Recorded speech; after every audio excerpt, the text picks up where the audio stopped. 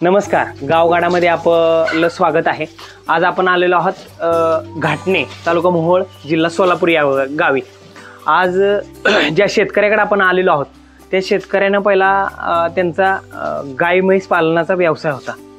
त्याला जोड व्यवसाय म्हणून त्यांनी गावरान पद्धतीचं कुक्कुटपालन आणि गावरान शेळ्या बंदिस्त करून हा शेळीपालनाचा व्यवसाय कसा सक्सेस करायचा असतो त्याचं उत्तम उदाहरण आपण आज बघणार आहोत. त्यांच्याकडं शेळ्यांची संख्या कमी जास्त कायमस्वरूपी राहते अशा व्यक्तीकडे आपण आज आलेलो आहोत. त्यांची आपण ओळख करून घेऊया. नमस्कार. नमस्कार. तुमचं नाव सांगा. शहाजी भीमराव देशमुख. घाटणे. बरोबर.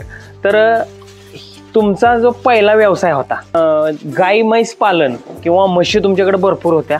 सिटीच्या ठिकाणी तुम्ही दूध घेऊन जात होता आणि त्यातून फायदा मिळत होताच. तरी पण तुम्ही शेळ्या आणि कोंबड्यामध्ये कसं काय आला? आपण जे म्हैस व्यवसायात होतो त्यासाठी जी आपल्याकडं माणसाची कमतरता भासायची. बरोबर.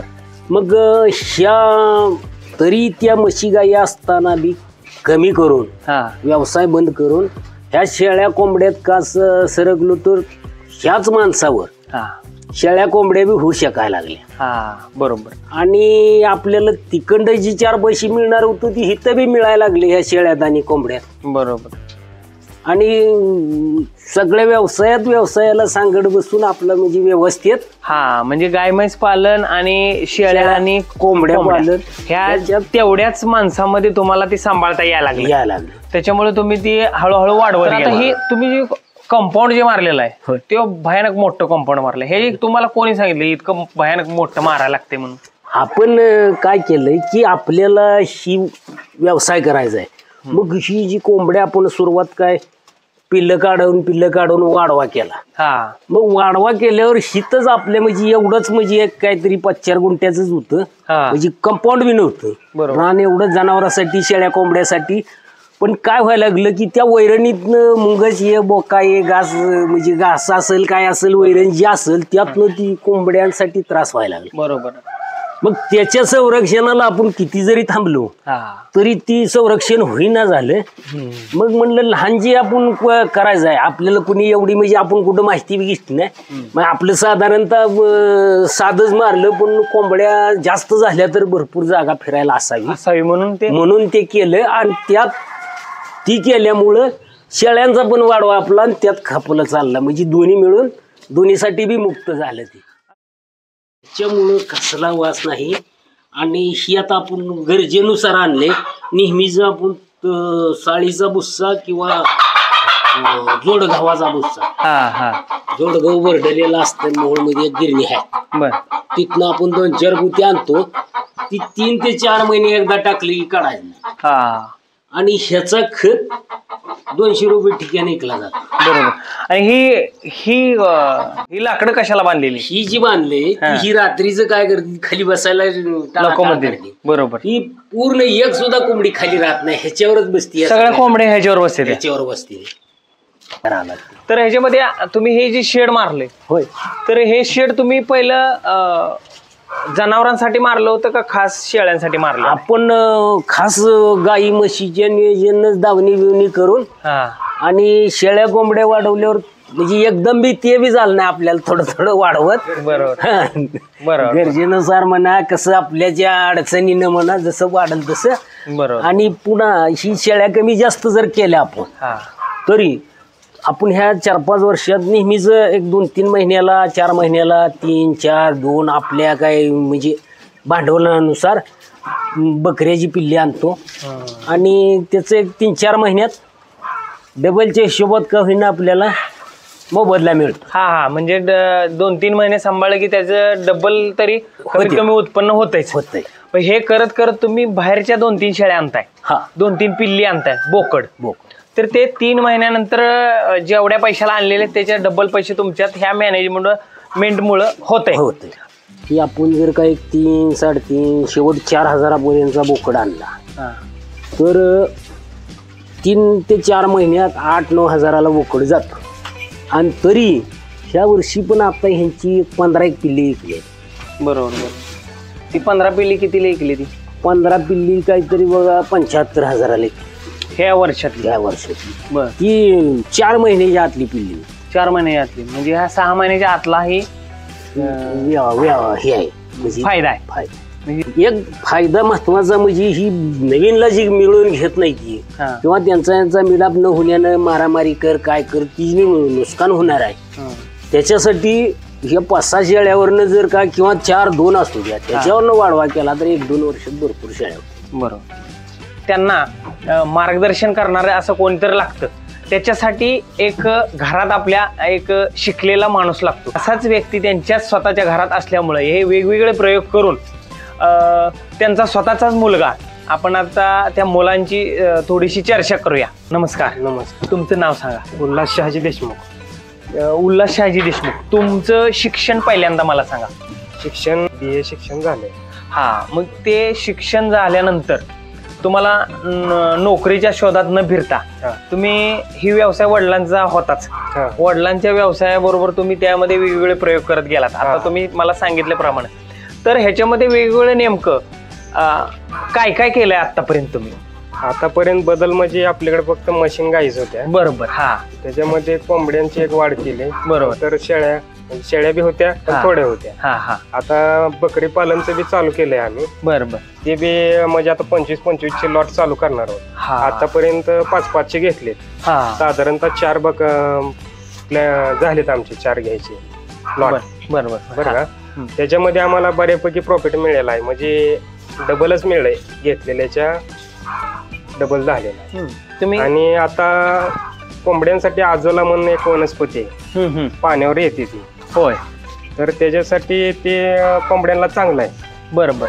मग त्याचं कल्चर कुठून आणलं होतं? कल्चर लवळ गाव आहे तिथं यासिन खान म्हणून त्यांच्याकडनं आम्ही घेतलं होतं ते. बरोबर. आणि राहुरी विद्यापीठात प्रशिक्षण होतं 1 दिवसाचं. हा हा. तिथं बघितलं होतं ते मोबाईलवर व्हिडिओ मध्ये. बरोबर. तेव्हा माहीत झाल्यानंतर आम्ही ते लवळ आपलं व्हिडिओ मधून पाहिल्यावर त्यांच्याकडून उपलब्ध झालं आपल्याला. हा. आणि ते आपल्या इथं पाण्यावर तयार केल्यावर कमीत कमी 10 दिवसात तुम्हाला ते टाकायला येतं.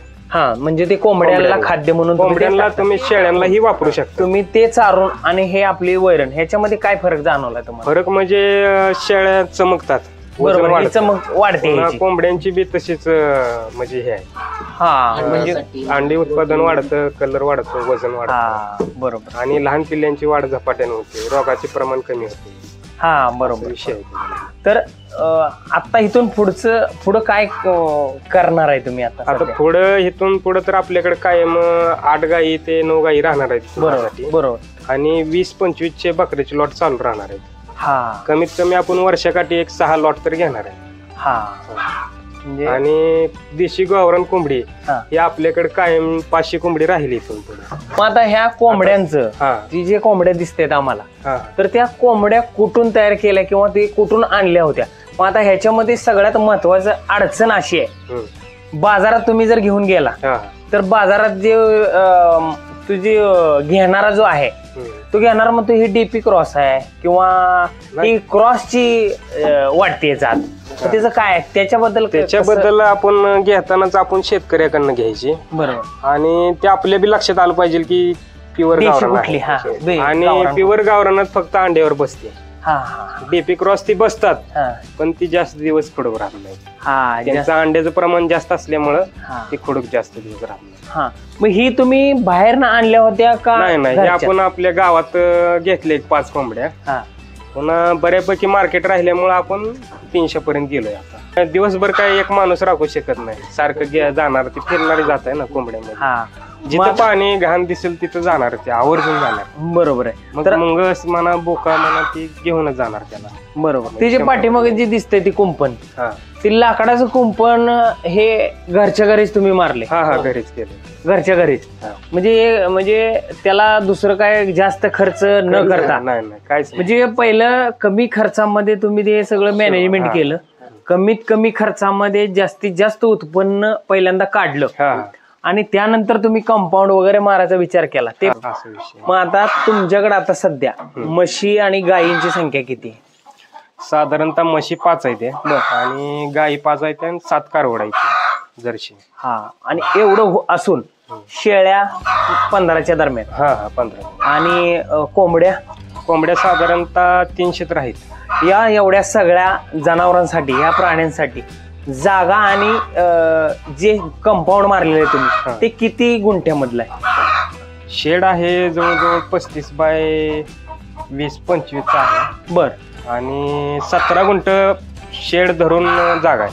ह्या शेड सहित 17 गुंठ वॉल कंपाऊंड म्हणजे कडचं जे कंपाऊंड आहे 17 गुंठ ते 17 गुंठ्यातलं आहे. त्याला सगळ्यांना तुम्हाला टोटल खर्च किती आला होता? साधारणतः 5 लाखाच्या पुढेच गेले नाही. हा म्हणजे हळूहळू का होईना, हळूहळू 2 टप्प्यात केलंय आपण. 2 टप्प्यात केलं. गरज पडेल तसं आम्ही हळूहळू वर्षाला चालूच असते. 10-15 हजार घालायचे, ते करायचे. पुन्हा गरज वाटली अजून 10-15 हजार घालवायचे, ते तयार करायचं, असं चालूच असते. तर ह्याच्यामध्ये तुम्ही जे बाहेरनं जे आणलेल्या ज्या बोकड आणताय तुम्ही, ते बोकडांना ह्यांच्यात मॅच व्हायला जरा वेळ लागतो. त्यांच्यासाठी आम्ही सेपरेट जागा ठेवली. एक आठवडाभर आम्ही त्यांना ह्यांच्यात येऊच देत नाही. विषय काय होतो, आले की शेळ्या मारतात त्यांना. मग ते जरा खाल्लं का त्यांना जरा बरं वाटायला लागले, मग सोडून द्या. म्हणजे ह्याच्यात मिक्सअप व्हायला लागले. मिक्सअप व्हायला लागले की एकामेकाच्या बरोबर खायला लागले, त्याला काय अडचण येत नाही म्हणायचं, मग त्याला सोडायचं. या सगळ्यांना टॉनिक वगैरे काय देतं? काय टॉनिक ब्रोटोनिक वापरतो आपण. सगळ्यात महत्वाचं अल्बोमारचं जंतनाशक बर ते वापरतो, आणि जिग्बो आणि ब्रोटोन हेच वापरतो. वेगळं काय तुम्ही त्या देशी कोंबड्यांना वापरताय का?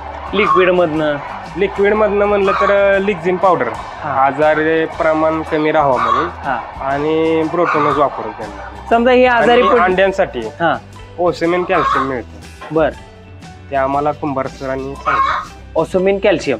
ते कॅल्शियम कसं द्यायचं त्याला? पाण्यातून. कोंबडी प्रजनन म्हणजे अंड्याची क्षमता वाढते कोंबडीची. जसं माणसाला एनर्जी यासाठी लागते ना, तसं ते ओसेमिन कॅल्शियम द्यावं लागतं. त्याला एनर्जी बुस्टर आहे ते. थोडक्यामध्ये ते एनर्जी आणते, त्याला ताकद देते.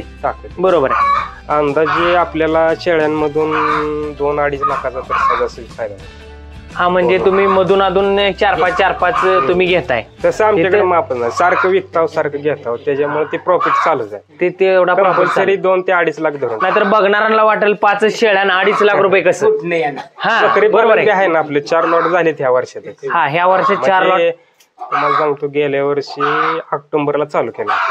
त्यातला नर आहे आता आपण बियाण्यासाठी ठेवलेला, बाबा ही बसलेला. हा आणला होता 3400 रुपयाला. बरोबर. आता ह्याची किंमत होते साधारणतः 13-14 हजार जाते. आणि ही बेण्याला पण तुम्ही वापरताय. आपल्या सगळ्या शेळ्या ह्याच्यावरच गाभ राहील. बोकड पालनामधनं काही जणांना तोटे पण झालेले. अचानक आणतात, सगळं भरपूर माल भरतात. मग ह्याच्यातनं काय पर्याय काय काढावा लागेल? म्हणजे काय तुमचं काहीच करून लागते बरं का. आधी तुम्ही एक 10 जरी मोठं करणार असला तरी एक 20चा आधी आणा. पुन्हा ती सक्सेस झाल्यानंतर पुन्हा तुम्ही 20-20 न वाढवत जा, तर तुम्ही सक्सेस होता. बरोबर. नाहीतर तुम्ही सक्सेस होत नाही. आणि बोकड पालन मध्ये घेताना बोकड लक्षात आलं पाहिजे की ती आजारी नाही, याचं लक्षात घेणं गरजेचं महत्वाचं ते आहे. मग जर समजा बाजारात सगळे आणले आणि काही संसर्गजन्य आजारानं बाकीच्या सगळ्यांना जर लागण झाली, ते सगळे जातच राहत नाही. कारण त्यांना लस देऊन बी आजाराची लागण झालेली असते. काय बरोबर. खुराक गहू, मका आणि चुरापेंड. आणि मेथी घास वगैरे आहे का? मेथी घास किती वेळा? एकदाच टाकतो आम्ही मेथी घास. बरोबर. दिवसातून एकदाच टाकतो. सध्या काय 4 वाजताच कापून टाकतो आम्ही. बरोबर. सगळी खातात, कोंबडे बी खातात, शेळ्या बी खातात. जनावरांचं शेण आहे त्याच्यामध्ये हे खात पण विकरला जाते. अहो, ही कोंबड्या पळल्यापासून आपला चांगल्या मार्केटनं आणि दरवर्षी आपण इकायचं म्हणलं तर लवकर गिराईक मिळत नव्हतं. त्यासाठी आपल्याकडे मागणी पडू देत नाही ती. आणि आपलं खत पण व्यवस्थित म्हणजे जे एकदम ढेपसा होऊन बसलेला जादा जातोय, ही व्यवस्थित मापात जाते. ही आता खोऱ्या हल्ला की निकास सुट्टाच खात निघणार. यशस्वी उद्योजक जर व्हायचं असेल तर लहान व्यवसायापासून सुरुवात करावी लागते आणि त्याच्यामध्ये कष्ट मोठ्या प्रमाणात करावं लागतं. त्यामुळं यांनी गाय म्हैस पालन, शेळी पालन आणि कुक्कुट पालन 3 व्यवसायांची सांगड घालून हा एक यशस्वी शेतीपूरक व्यवसाय या देशमुख परिवाराने केला आणि ही माहिती आपल्याला देशमुख परिवाराने दिली त्याबद्दल त्यांचं मनपूर्वक आभार. आणि आपले असेच नवीन नवीन व्हिडिओ पाहण्यासाठी आपल्या गावगाडा या चॅनलला नक्की सबस्क्राईब करा. धन्यवाद.